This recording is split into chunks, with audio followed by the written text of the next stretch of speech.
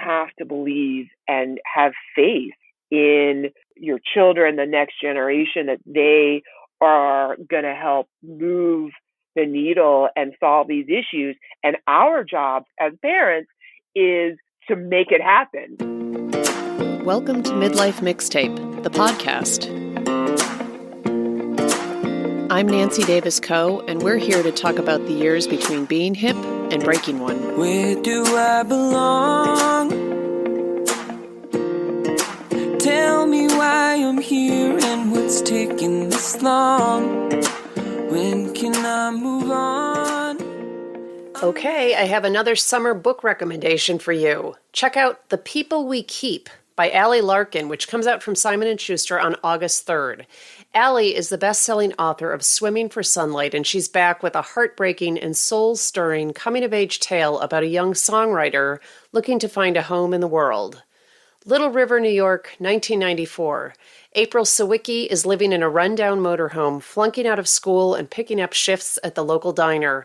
But when April realizes she's finally had enough of her selfish, absent father and barely surviving in an unfeeling town, she decides to make a break for it. Stealing a car and with only her music to keep her company, April hits the road, determined to live life on her own terms. She manages to scrape together a meaningful existence on the road, encountering people and places that grab hold of her heart. From lifelong friendships to tragic heartbreaks, April chronicles her journey in the beautiful music she creates as she discovers that home is with the people you choose to keep. Fun fact, I know Allie because we are on the same house concert circuit. We've bonded over many a living room show, and I know how hard she has worked on this book and how long and how much she believed in this story. And it's just a thrill to see a talented friend like Allie Larkin get chosen by none other than actress Rachel Bilson to be featured as her August Book of the Month Club pick.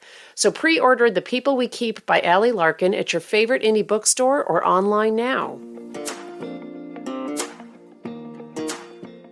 Hey, party people. Hope you're having a fabulous summer and working on your Saint-Tropez tan. Who remembers that jingle? Band is so late.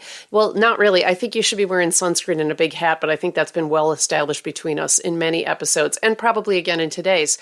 I'm Nancy Davis-Coe, and I'm the creator and host of this podcast, as well as the author of the Thank You Project, Cultivating Happiness One Letter of Gratitude at a Time. I hope you've had a chance to read my book, and if you haven't, well, there's probably room in your beach bag.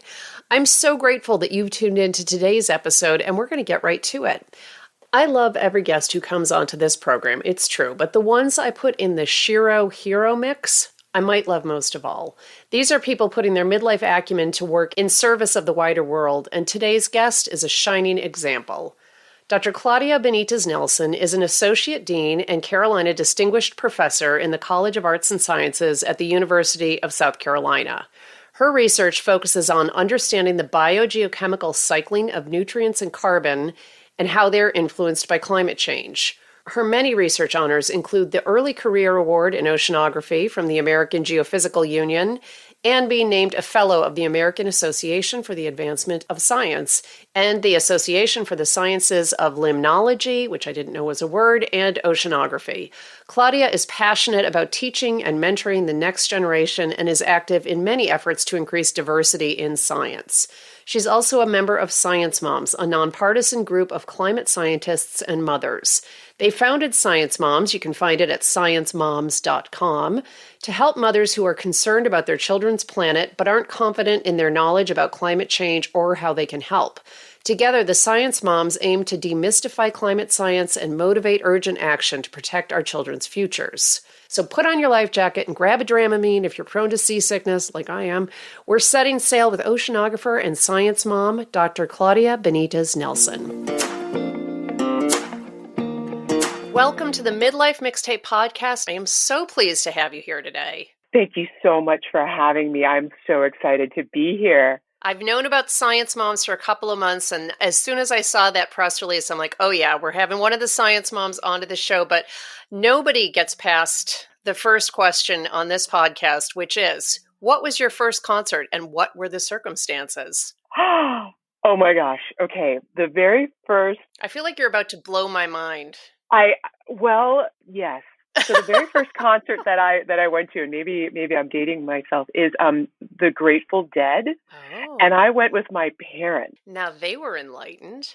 They were very enlightened, and I grew up in Seattle, so you can perhaps understand that I went to many concerts when I was growing up in the 80s and 90s. But no, it was the Grateful Dead. And so where was it in Seattle? Well, I was young, and so I remember it being this huge space, and I think it was the Kingdom, which doesn't exist in the form that it in the same form now. And there were all these people, and they were having such a wonderful time, and everyone was happy. That's what I really remember Aw. most about it. Yeah. Now, I noticed in your official bio, you mentioned that you have two kids who are 20 and 16. Is that right? Yes. And you mention in your bio that your kids have musical talent. They're actually musicians in that they play classical instruments, which Oh, I wow. have no talent for whatsoever. I can't hold a tune. I mean, they are my kids, but other than that, there's. But don't you I think that's one of the coolest things about watching your kids grow up and find the thing that they love that you have no idea about, because that's how we are with ballet. Both our daughters became ballerinas and we learned Wow. so much about ballet. We had no idea about that before we had kids, and I would never have thought that that would be something I know about, but here we are. Well, exactly, right. And my son plays the oboe, and I had to look up what an oboe really was. I was like, what really is that instrument? And my daughter plays the flute, which I did know what a flute was. So You'd good for seen one. me. You were familiar.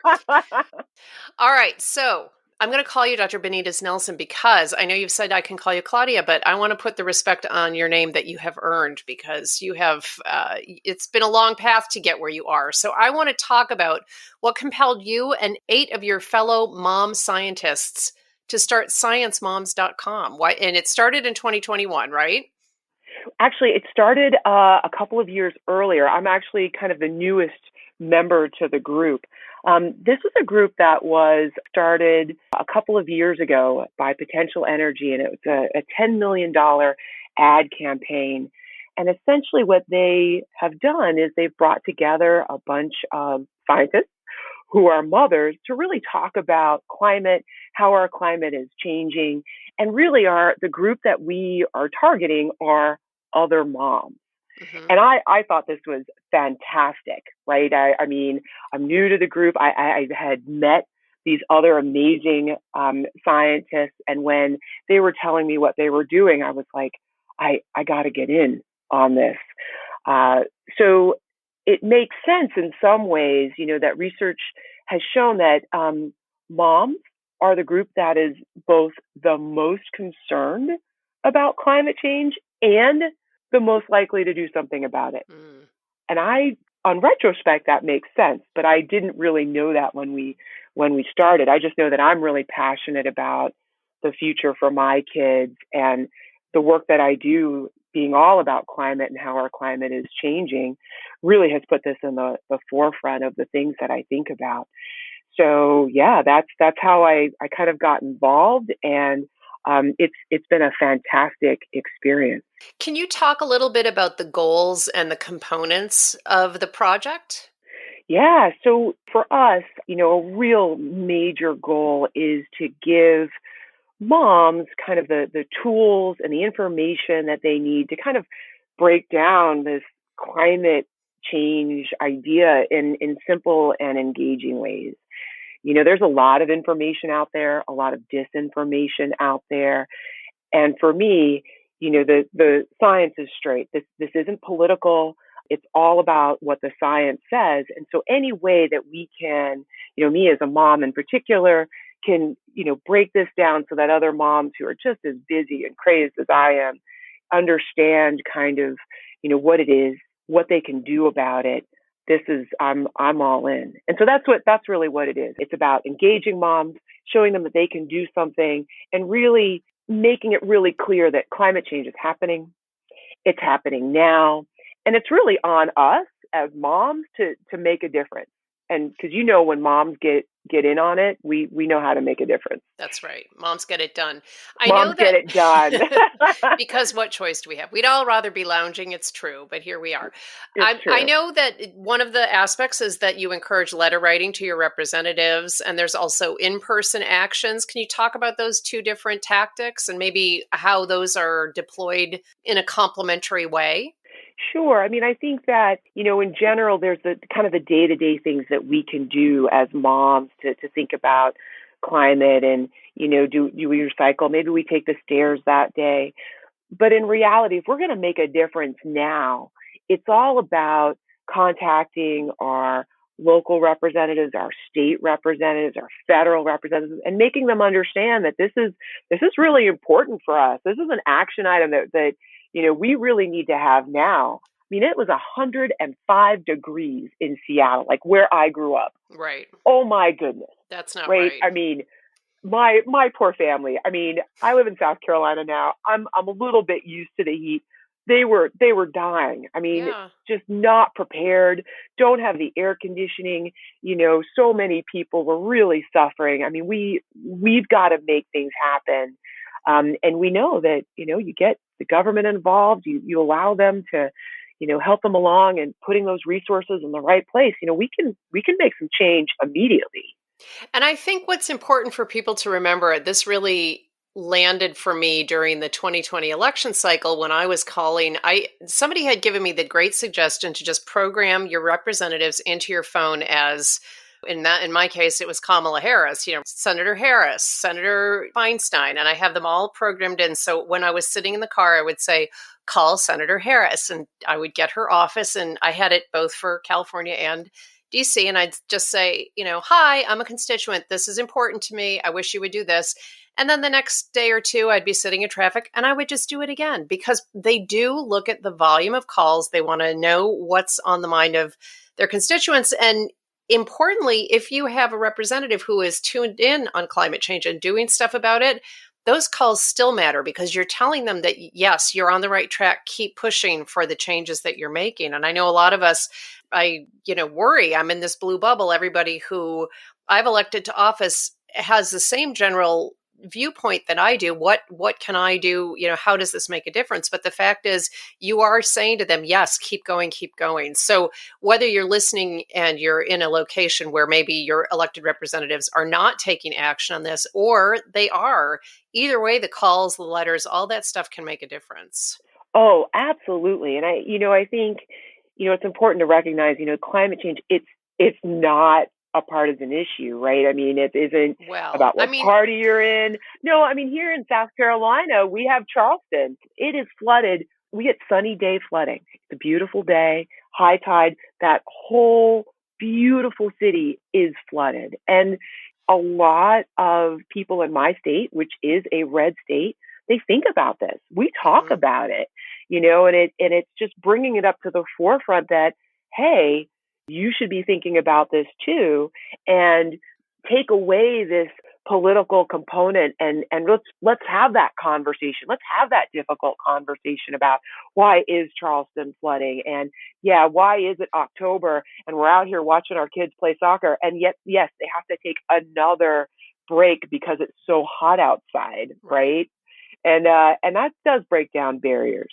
And I didn't mean to be disrespectful. I apologize. I was just going to say, a lot of people have spent a lot of time in the past 15 months looking at facts in the face and saying they don't exist. So do you have suggestions? I know there are lots of resources and facts on the Science Moms website to help us, but just on a personal basis, I don't want to fight with people about whether or not climate change exists. I just want to work with them together to end it. So what have you learned that would maybe help us have those difficult conversations in a way that's not an attack and it's more building solutions?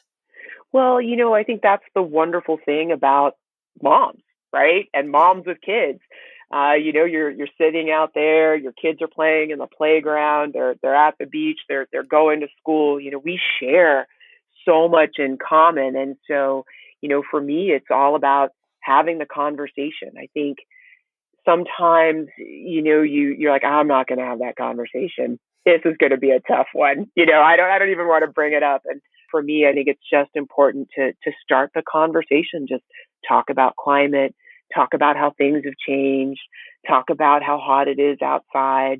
For us, we just had another tropical storm just go through South Carolina, and just lay out the facts, lay out the information, tell people where they can go and find it, and talk about what it means if we don't address this problem. And believe it or not, I do think that when you can kind of take that politics away from it and just really just talk about what's happening, you'd be surprised about how many people, moms, parents in particular, are like, yeah, no, I mean, you're right. This is something we got to think about, and and really, what can we do, and what is the process? And so I'm very optimistic in that space. You got to have the conversations. You got to talk to people, ask them their opinions, why they think that way, and then provide them with the resources to find out some different answers. So what are the impacts that Science Moms has seen from their initiative so far? Well, for me, it's been amazing how many people like you are seeing about Science Moms, or are reading about it, reaching out to us, and starting these conversations about climate change, about, what do we do? How do we reach out to our senators, letting them know that this is happening right now. We've had a tremendous number of people, and I'm sorry, I should have just looked up the number for you, who are writing in. They're contacting us and telling us that they're writing in, that they're having conversations with their kids. Actually, they have conversations with their kids, and their kids are like, yeah, Mom, and here's all the reasons why we need to do better. I'm like, yeah, I've been overwhelmed at just the really positive response from all sectors about people who really want to know more. They want to share their stories, about their experiences and about how they talk to their kids or their friends about climate. So yeah, it's been great. So you're feeling encouraged by the impact so far. I am. And, it's really easy to be discouraged, particularly, when you go outside and you're like, oh, it's 107 degrees. And I'm in Portland. Right. And I'm in Portland. Or, once again, we've got to batten down the hatches because we have another storm. So I really think that, the conversation is getting out there. I look at the number of people who are really interested in hybrid cars, electric vehicles. My daughter actually is like, oh, the air conditioning is down a little bit too low. We need to turn that up a few degrees. I was like, oh, okay, yeah, let's do it. Those, even the littlest things, right? I mean, I think that's huge.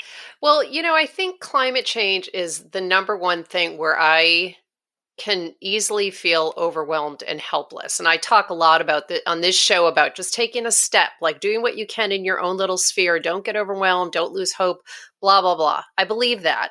But I will say that with climate change, it's harder for me. And like, I never went to see An Inconvenient Truth because I'm like, I get it. I know it's going to be terrible. I'm doing what I can. Like I've been known to stand out in front of my compost bin, resorting the garbage into the recycling and the regular garbage because I don't feel like it was done at a level of granularity that is convenient for the the recycling team there in Oakland.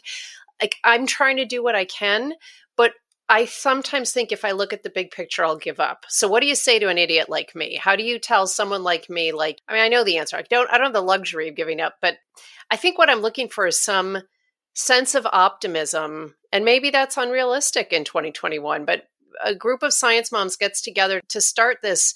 Is there, in your view, hope for progress, hope that people are going to get this, hope that we are going to be able to solve our way out of this? Oh, I'm so sorry that you feel so overwhelmed and depressed by this. I'm a person who reads the paper. How could you not? Like, I'm a person who pays attention. We've lost so many chances. And listeners, plug your ears. I don't want you to get more depressed. But I think if you are a person walking around on the planet who's seeing firsthand the impact of climate change, where it's a big challenge. So how do we stay positive and just keep sorting that garbage? And we just found out today in California, we're now supposed to cut 15% of our water use because, of course, the drought in the western states has gotten real again. And I'm like, we already have given up every plant that could drink anything. So I don't know where I'm going to get my next 15% from, but don't come too close because it might be bathing. I don't know. Well, I don't want that to happen. So, well, first of all, let me just say, you're right. There are a lot of misconceptions about climate change. I mean, it is complex. There are a lot of moving pieces to it, and it can feel overwhelming. So, again, I would just encourage you, go to sciencemoms.com. There are so many resources there that just breaks it down into pretty straightforward facts and pieces that can help you kind of internalize exactly what all of those moving parts are. So that's the first thing. The second thing I will say is we are incredibly creative and innovative. And the innovations that are coming out now about increasing battery life, solar power, all of moving away from fossil fuels, because let's be honest, carbon dioxide, fossil fuels in the atmosphere, that's really taken us out. It's amazing. It's amazing. And so if we can, believe in our kids and, my students, because I'm too old, I'm not the innovator anymore. I just facilitate my students who are amazingly smart, and they really are going to solve the world's problems. If we can help them, if we can, really go to our senators, our state, local, federal government and say, invest in this space. Mm-hmm.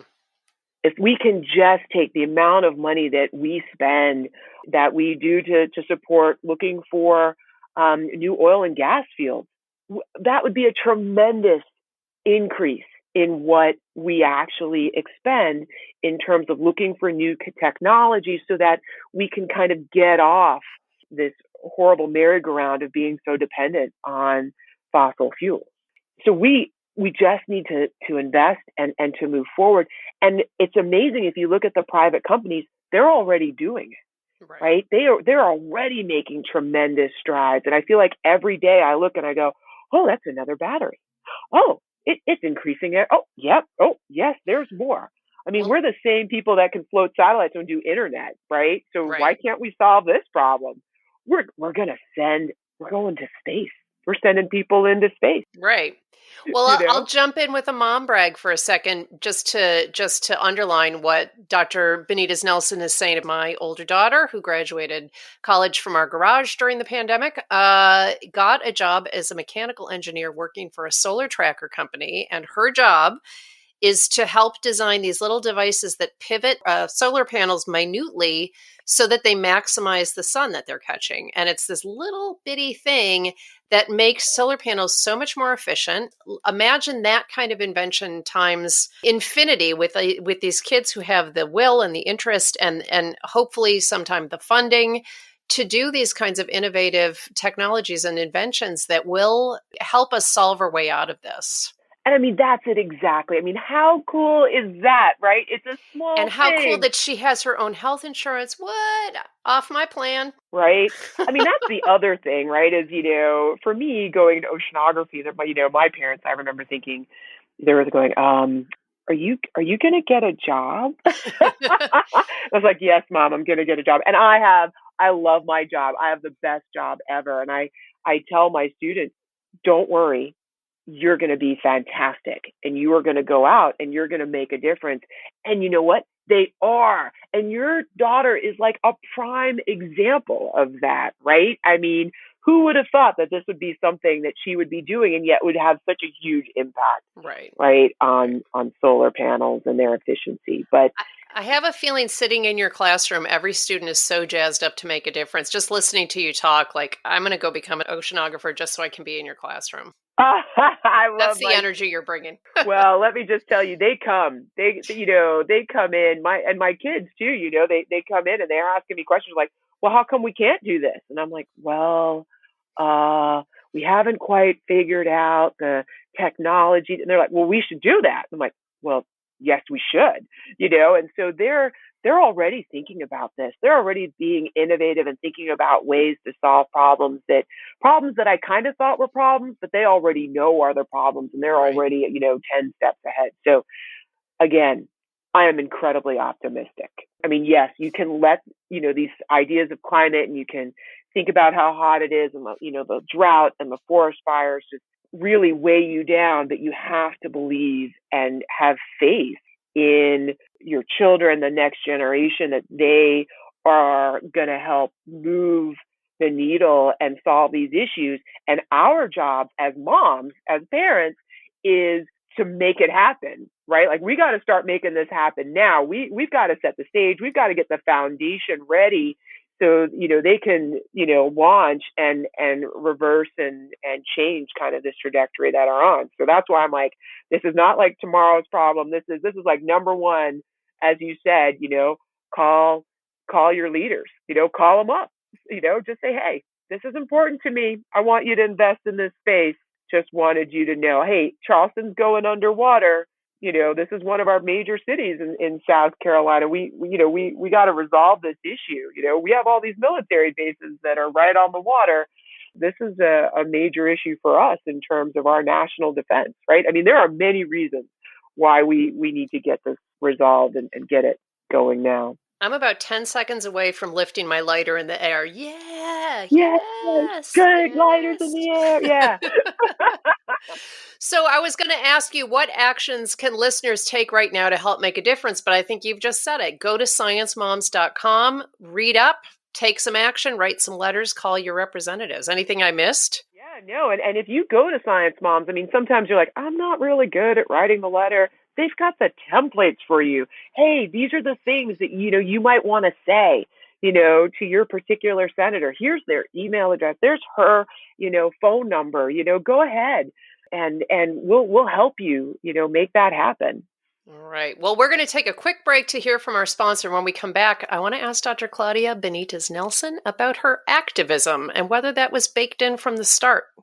Today's episode of the Midlife Mixtape podcast is brought to you by UIN Footwear. That's UIN Footwear. Originating in Toledo, Spain, UIN Footwear's pairs are a testament to two passions, travel and art.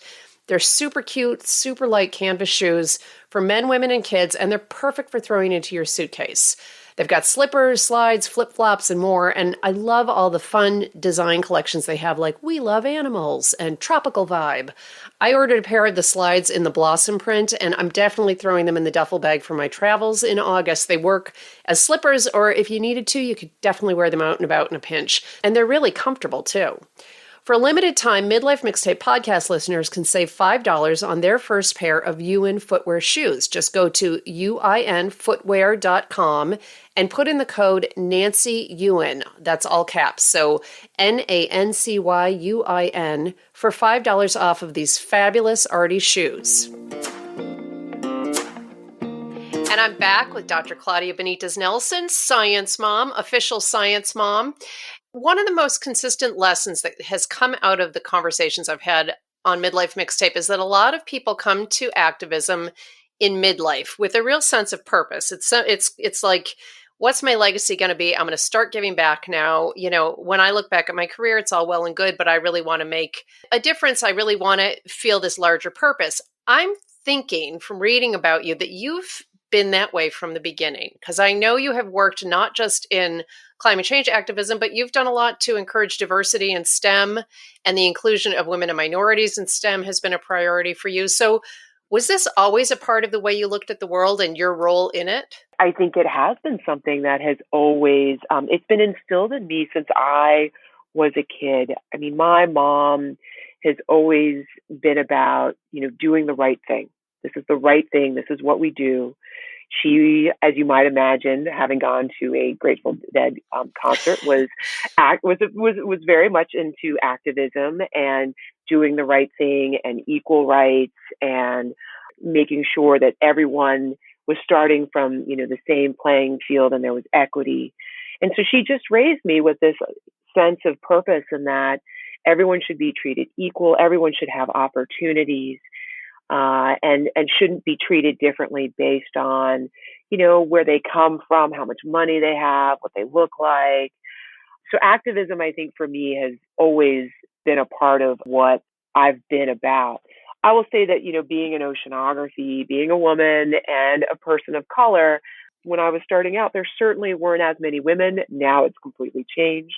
There are still not as many people of color as I would like to see in my field. And so this has been a passion of mine. I mean, the things, oceanography climate changing and climate, it hits us all. It is not just a specific group. In fact, it disproportionately impacts people of color, poor communities. And so I just think that this is so important that, you know, we give everybody the information they need and support to be successful and to find the joy in life, right? Their passion. And for me, I love oceanography. I think you know this, right? I love what I do. And so if I can just show everyone else what you can do, what's out there and how you can make a difference in people's lives, then I'm done. You know, I've made my impact. For me though, I think for activism though in climate change, you know, this is kind of what I do, and I've always known the climate has been changing,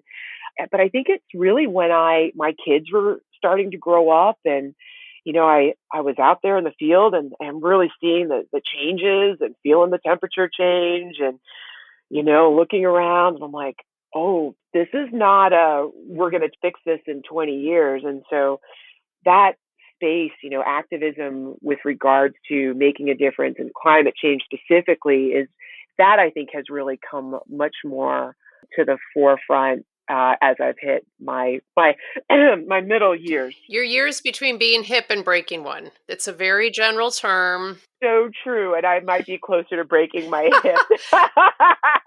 I mentioned when I was introducing you that your research focuses on understanding the biogeochemical cycling of nutrients and carbon as they are influenced by climate change. And I want to let you explain that in your own words, because I think I know a little bit of what that means, but I'd rather hear you tell me. Sure. So one of the things that we're, you know, doing is we're burning all these fossil fuels and we're releasing all of this carbon dioxide into the atmosphere. Well, some of that carbon dioxide doesn't just go into the atmosphere, but it actually goes into the ocean. And one of the things that I'm really interested in is understanding how much of that carbon dioxide not only gets into the ocean, but then how is it transformed and how does it make its way maybe deeper into the ocean where, you know, it can be removed for kind of longer time scales, 500,000 millions of years. So it's kind of a mechanism of kind of sucking CO2, you know, that greenhouse gas into another system. So that's really what I'm really interested in is, you know, how much goes in to the ocean and then what happens to that carbon dioxide? How is it transformed into my, you know, body parts? And my dad used to call it fish poop. And then how does it make its way kind of deeper into the ocean where it can be stored for a much longer period of time? So do you think that you approach that question differently at midlife, given the experience and the wisdom that you've gained? Do you think that there are ways you do your job better now in the years between being hip and breaking one, more efficiently, maybe with a little less white noise because you've been at it for a while? Oh, sure. I think when I started out, you know, I was very much into the very nitty gritty, really details about very specific, I'm going to nerd out, you know, chemical reactions that are happening. And, you know, and as I've broadened and really thought bigger picture, I realize now it's not about this little piece, but really about kind of whole oceans. How do the whole oceans work? And not just about kind of my piece to all of this, but rather how can I work with others in trying to understand the oceans and how they work? So I just was out at sea for about a month as part of this big research campaign. I know. It was really guess that cool. would be part of your job. That makes sense. But here's me being surprised. What? You were at sea? You're an oceanographer? All these people, all these amazing people doing all these different things. And we were like this huge team coming together to kind of really tackle these questions in ways that are just very different when, you know, it was just me, you know, I was like the lone long distance runner, you know, just kind of, you know, pushing along, you know, it was all about me. And now I'm like in this huge team where, you know, it's not just, you know, a basketball team or a soccer team. I mean, we're a football team, you know, we have lines going in and we're all about, you know, focusing on this question. So that's how my research, I think, has really evolved. And it is taught me to be such a better scientist, right? Talk to people who are doing things completely different than you do and realizing that do we even use, I mean, we're talking English, but I don't understand a word coming out of your Right. mouth. That's so interesting because so much of the reading I've done around how to thrive at midlife has talked about how it's a shift in priorities from accomplishments and ambition to relationships. And that's exactly what you've just described. Not to say that you were laser focused on your accomplishments to the exclusion of having relationships with other scientists before, but certainly it sounds like the ability to cultivate those kinds of connections within the scientific community benefit the work that you're doing, at midlife. Well, absolutely. And those relationships have allowed me to be much more innovative, more creative, to look at problems from completely different perspectives than I had initially intended. So for all of this, as we think about making a difference in terms of addressing this climate issue, right? How are we going to get, that's why I'm so optimistic, right? You want to take it full circle, is because, I'm like, no, when we all work together in this space and we bring everyone together and people from all different walks, life, perspectives, backgrounds, be it science, be it social science, be it history. No, I think we're going to tackle this and we're going to win, right? If we invest now and really put all of our brain power behind it, oh, absolutely are we going to make a difference. That's awesome. And I feel like the science moms will be the scientists who show up with the Capri Sun and the quartered oranges so everybody stays hydrated. So. Oh, you bet. And we will be cheering on. We'll be like, go, go, go. We are all going to do this. You are 100% right. Pom-poms and all. So what's next for science moms? Well, right now we're continuing to get out the message. Our latest campaign is using your voice. And when we say use your voice, that mom voice. Oh, you know what the mom voice Do you mean this one, Claudia? Yep, that's right. What did you do? Oh, that one scared me. I'm like, oh God, I got to come up with an alibi. That's exactly right. I thought it was the right. She did it. It was my sister. That's right. Oh, I was just standing by. Yeah, so it's using that mom voice and really using it to really call out our senators, our local, our regional people in power and government to just say, hey, time's up. It's time to get moving. Use your mom voice and say, time to go. I mean, there's parallels in the gun violence movement that Moms Demand Action has made huge strides. It doesn't feel like it some days, but for sure they've made legislative changes because they've put their mom energy to the grindstone on behalf of getting rid of all the gun craziness. And there's no reason why we shouldn't do it on behalf of climate change. Right? I mean, it makes sense, right? Yeah. Our number one job is to protect our kids. Right. And I mean, I never really thought that would be me, but oh yeah, it's me. Did you threaten my child? This is, we're. I've just taken off my earrings and put my hair back in a ponytail. So brace yourself. That's right. We're ferocious when it comes to our kids in any space. And so this is, just like gun violence, climate change is right there. This is a threat to all of our kids, and we gotta do something about it. But the good news is you're optimistic that when we do, that there's hope, that there's action that can be taken, and that the next generation coming up is going to show us all how it's done. Absolutely. And we are doing it, and you are. And I'll just say, all the moms out there, we are making a difference. And it is, it may not seem like it, but we are. And it is time to keep stepping it up. Don't relax. Keep those phone calls, those emails, those letters coming, because this is the time, and we can make a difference. So I want everybody to check out sciencemoms.com. Of course, I'll leave a link to that site in the show notes. And I also am going to share a really great video featuring Dr. Benitez-Nelson on board a ship. I loved it. So make sure you check the show notes. We have one last question, and that is, what one piece of advice do you have for people younger than you, or do you wish you could go back and tell yourself? Well, besides always wear your sunscreen. No, that's a good one. That's legit. I actually gave that piece of advice in the last episode, in all seriousness.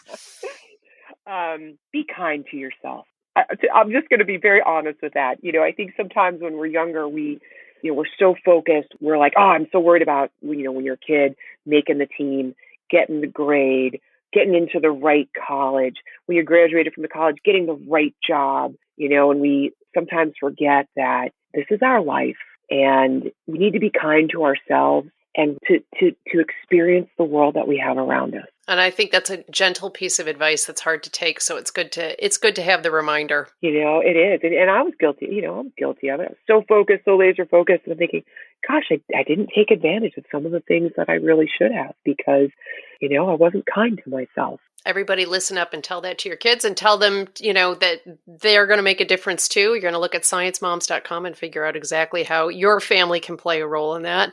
Dr. Claudia Benitez-Nelson, I am so honored to have you on today. I actually feel better. I actually feel optimistic, and that is not how I went into this call. Oh my God. And I'm sending in my application to USC so I can sit in your classroom. I'd love to have you. Hey, who's the old lady in the back who has no idea what's being talked about? That's Nancy. That'd be great. Thank you so much for being on the show. I really appreciate it. It was so fun being on. Thank you for having me.